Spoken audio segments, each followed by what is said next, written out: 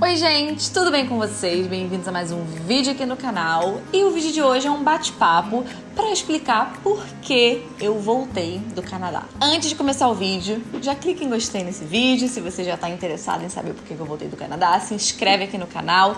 Tem muita dica de inglês aqui, também sobre costumes americanos, né? Sobre a vida lá fora. E baixa o meu e-book 10 segredos para falar inglês, se você ainda não tem. Primeiro link aqui da descrição, totalmente gratuito. Então vamos lá.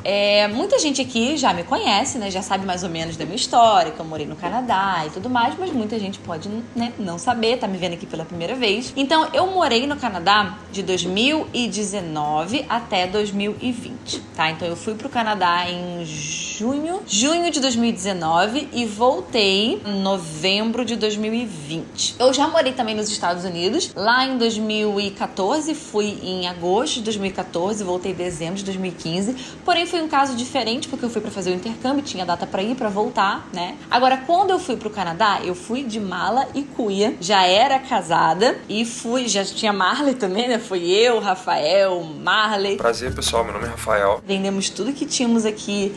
No Brasil a gente não tinha casa e tal, mas tinha carro, né? Tinha nossos móveis, enfim, vendemos tudo e fomos pro Canadá e foi tudo muito rápido. Desde que eu fui morar nos Estados Unidos, que eu voltei pro Brasil, eu já queria voltar pra morar no exterior. E aí surgiu essa oportunidade de morar no Canadá. Assim, isso surgiu mais ou menos fevereiro de 2019... março de 2019, quando foi junho, estávamos já no Canadá. Foi muito rápido, foi uma loucura, mas nós fomos. E eu já tinha, né, o canal do YouTube, comecei o canal lá no intercâmbio dos Estados Unidos, inclusive já tinha o canal do YouTube, e quando a gente foi, a gente já trabalhava tudo com a internet, meu marido também, então assim, a gente podia trabalhar de qualquer lugar, né, assim, o local que a gente estava não era um grande, não era nenhum empecilho, a gente só precisava de internet e paz. Fora isso, a gente podia trabalhar de onde a gente estivesse. E aí, quando a gente foi pro Canadá, a gente precisava passar por um processo para conseguir o PR, né? Que é o Permanent Resident. Se eu não me engano, essa é a sigla. Que é tipo o Green Card dos Estados Unidos, só que no Canadá tem um outro nome.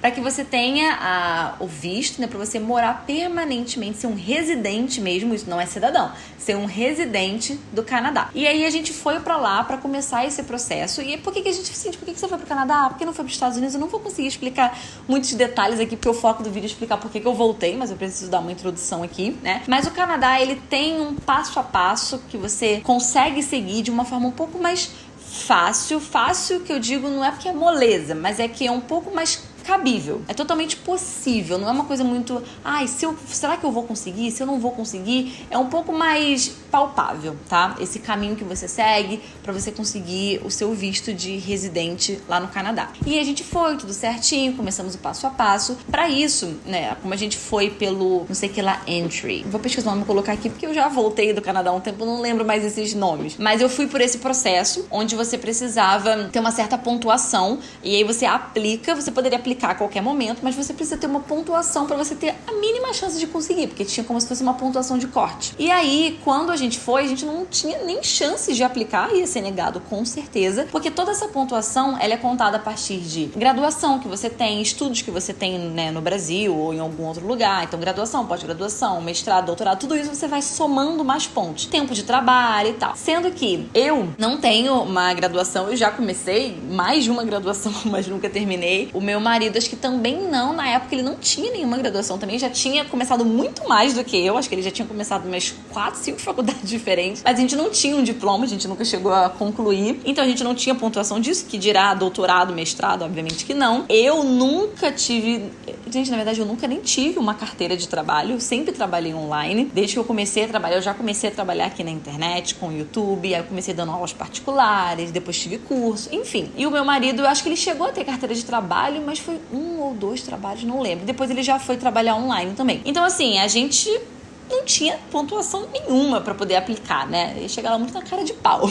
Então, o que a gente precisava fazer? A gente precisava fazer faculdade lá, ter experiência de trabalho lá pra gente ir conseguindo toda essa pontuação. E aí, como a gente foi pro Canadá E aí eu já comecei o Caminho da Fluência, que é um super curso que, assim, dá muito trabalho, funcionários, enfim, é toda uma estrutura. Eu já tinha o curso, eu tinha um curso Segredo dos Verbos, dava aula particular, e quando a gente foi pra lá, a gente começou Quando eu falo a gente, porque, né, nós somos sócios, né?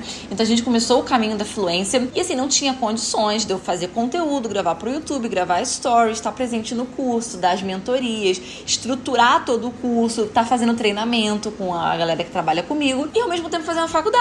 Sim, só se eu fosse me dividir isso em duas, não tinha como. Então ele iria passar por esse processo. Então ele iria se matricular numa faculdade, teria que pagar a faculdade e tal. Depois que eu terminasse a faculdade, ter experiência de trabalho no Canadá, mesmo que, gente, todo esse processo a gente não quisesse necessariamente fazer. Ele não queria fazer uma faculdade, ele não queria trabalhar lá no Canadá, que a gente já tinha o nosso trabalho. E era uma empresa, né? Uma empresa mesmo, uma empresa no Brasil, tudo certinho. Então, assim, a gente tinha já muito trabalho. Só que essa era uma forma da gente morar lá e a gente ia fazer o processo, tá? E aí começamos todo o processo. Ele começou a ir pra faculdade e começou a ficar, assim, bem puxado, porque ele tinha que ir pra faculdade, voltar, não era muito perto, tinha que fazer os trabalhos, né?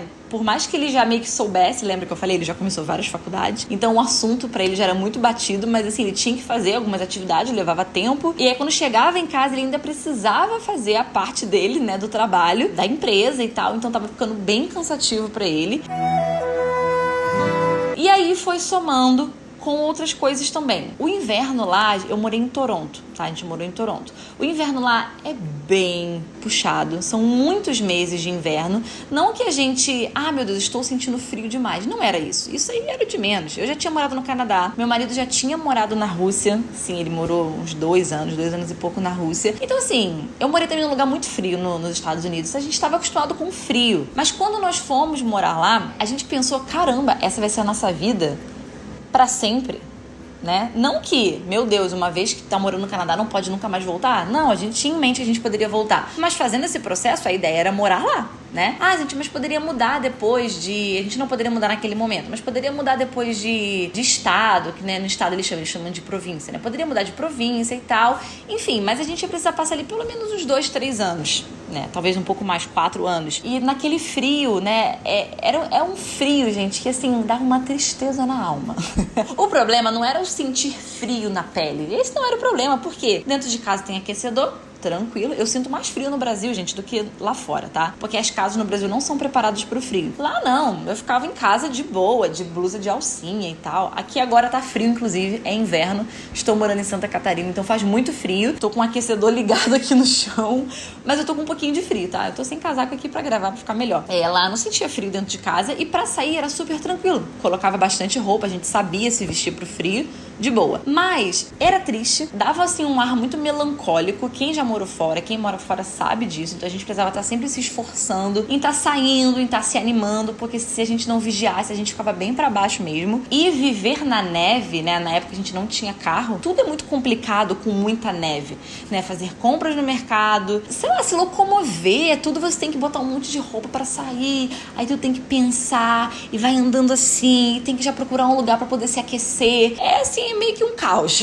Isso foi uma coisa que somou, então lembra, ele tendo que estudar, fazer faculdade, sendo que aquilo ia demorar pra acabar, e quando acabasse ele ainda ter que ter um trabalho no Canadá, sendo que a gente já tinha o nosso trabalho, e era muito trabalho, e ele ia ter que ter esse trabalho simplesmente por questões assim, de papelada. Então como é que ele ia, depois ainda de terminar a faculdade, ficar o dia inteiro no trabalho, sendo que eu tava precisando dele? Já aconteceu dele inclusive estar na aula e ele ter que abrir o computador na aula e tipo, o professor lá falando e ele ter que abrir porque ele tem que resolver pepino junto comigo, né, que aconteceu ali na hora, eu precisava dele, então aquilo tava ficando um pouco insustentável, fora o cansaço também. E estar longe da família também, né? A gente tava longe de todo mundo. Por mais que eu não sou uma pessoa de ficar todo dia na casa dos outros, todo dia, não, mas eventualmente a gente gostava de estar com as pessoas. E, né, morando fora do país, esse eventualmente era bem eventualmente, né? Ia ter que ser uma vez a cada ano, uma vez a cada 2 anos pra isso acontecer. Então a gente se sentia muito isolado. Não que a gente se sentia sozinho, porque nós tínhamos amigos lá. Mas é diferente, a gente se sentia isolado, digamos, da família, né? Tudo muito, muito distante. Então isso foi uma coisa que somou também. Aí veio a pandemia. A pandemia, no caso, até ajudou um pouco a gente, porque ele passou a estudar de casa. No começo, obviamente não foi nem uma possibilidade, foi uma obrigação, né? Estudar de casa. Então isso facilitou porque ele poderia estar em casa, trabalhando ali, fazendo tudo que precisava da empresa e fazendo as aulas lá quando ele conseguia.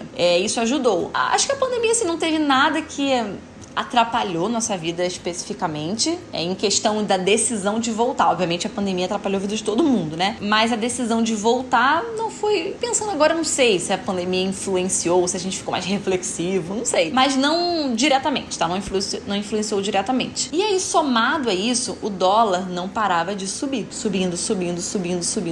E como eu já mencionei anteriormente, nossa empresa... Mas, gente, que empresa que você tem? Gente, isso aqui é um trabalho, né? Além do YouTube ser um trabalho, criação de conteúdo, pessoas que trabalham com a gente, pagamentos a serem feitos, o curso, né, é um curso pago, então tem que oferecer tudo, enfim, é muita coisa, plataformas, tudo isso é pago e virou uma empresa de verdade, contador, advogado e tal, é uma empresa. Então, a gente ganhava em real, né, todo o nosso faturamento em real, e o dólar subindo, e aquilo começou a ficar um pouco apertado, começou a ficar um pouco, nossa, e se continuar assim? E se continuar assim? Vai ser um pouco insustentável. Isso pesou também a nossa decisão. Por isso que eu sempre falo, não teve uma coisa só que foi determinante. Foi isso. Mas foi uma coisa somada a outra. O fato dele precisar fazer faculdade, depois a gente pensar que vai ter que trabalhar, somado ao frio, somado a longe da família, somado a dólar aumentando cada vez mais. Wow, that's a lot. Né? Então eu quis fazer esse vídeo mais para explicar em um vídeo bem detalhado, porque muitas de vocês me perguntam, né, lá no Instagram, por que a gente voltou. Fora que a gente já pensava em ter filhos também. E aí eu não queria, me incomodava um pouco o fato de eu ter filho lá fora, porque também ia ficar longe da família, né? E somado a isso, o pré-natal, né, a medicina, eu prefiro muito no Brasil. Eu não vou entrar nesses detalhes agora, porque não tem como eu detalhar isso nesse vídeo também, mas eu prefiro a medicina aqui no Brasil, eu prefiro os cuidados médicos aqui no Brasil. Então isso também foi uma coisa que pesou. E agora, né, minha filha nasceu tem 3 meses, então foi uma coisa que não foi também, é o que eu falei, não foi só isso que foi a decisão, mas isso acabou pesando também. Então tudo isso somado, né, fez a gente decidir, não, vamos voltar pro Brasil. E por que muita gente me pergunta isso? Porque as pessoas ficam chocadas com o fato de uma pessoa voltar para o Brasil, né? Como assim? Você estava morando fora e você voltou pro Brasil? Are you crazy? Primeiro porque a gente tem a ideia de que o Brasil é um lugar horrível e tudo lá fora é maravilhoso. E, gente, não é assim. Lá fora, a vida acontece da mesma forma. Você precisa trabalhar, você tem que ir no mercado. Então tem esse dia a dia que eu acho que as pessoas meio que esquecem, né?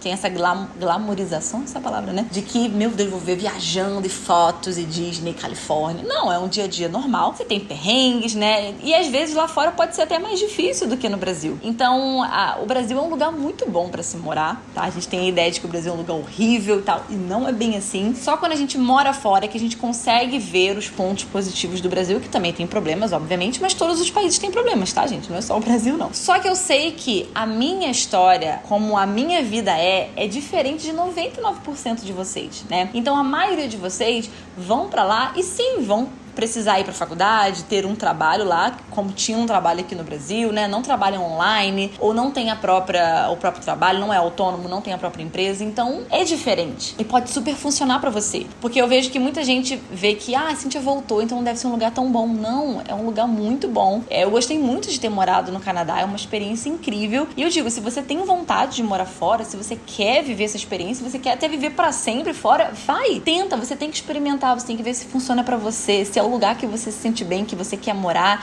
se vai funcionar na dinâmica da sua família. Às vezes você tem filhos, você não tem filhos, não quer ter filhos e tal, então isso tudo muda, né? E eu vejo que muitas pessoas moram lá fora e nunca mais querem voltar pro Brasil, e tá tudo bem. Não baseiem a decisão de vocês na minha decisão, porque é aquilo, a minha história é um pouco diferente, a configuração aqui é um pouco diferente, então pode ser que super funcione pra você e pra sua família. Mas é isso, foi mais pra esclarecer por que eu voltei do Canadá, e muita gente pergunta se eu moraria fora novamente. Hoje, acho que não moraria fora novamente, mas eu nunca digo pra sempre, tá, gente? Porque as coisas mudam, tá? E aqui as coisas mudam rápido.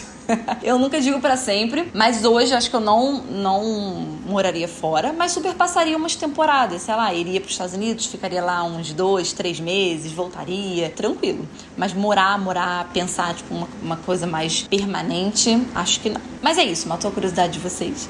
Me conta aqui nos comentários se você mora fora, né? Como que é pra você morar fora?